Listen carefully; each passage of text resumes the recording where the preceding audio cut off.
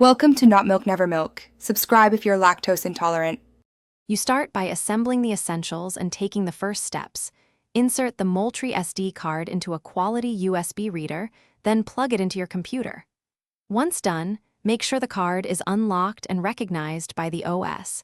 This prevents write protection errors. If a driver prompt appears, install it to enable proper communication. You do this now to avoid interruptions later, because a readable card is the foundation for file transfer and camera configuration. Next, copy the Moultrie/DSIM folders to a safe local folder, since you want a working backup before editing or deleting.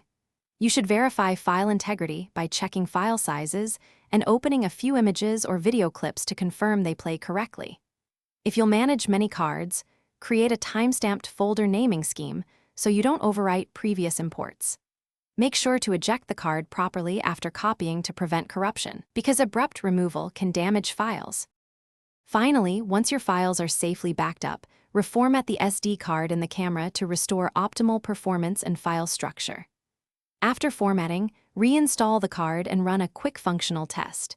Trigger 3 to 5 photos, and, if applicable, record a short video to confirm write stability. If you encounter errors, try a different card first, then inspect the camera slot for debris, and make sure the camera firmware is current. This quick troubleshooting step resolves most issues. Thanks for watching. If this was helpful, leave a like and consider subscribing. See you next time.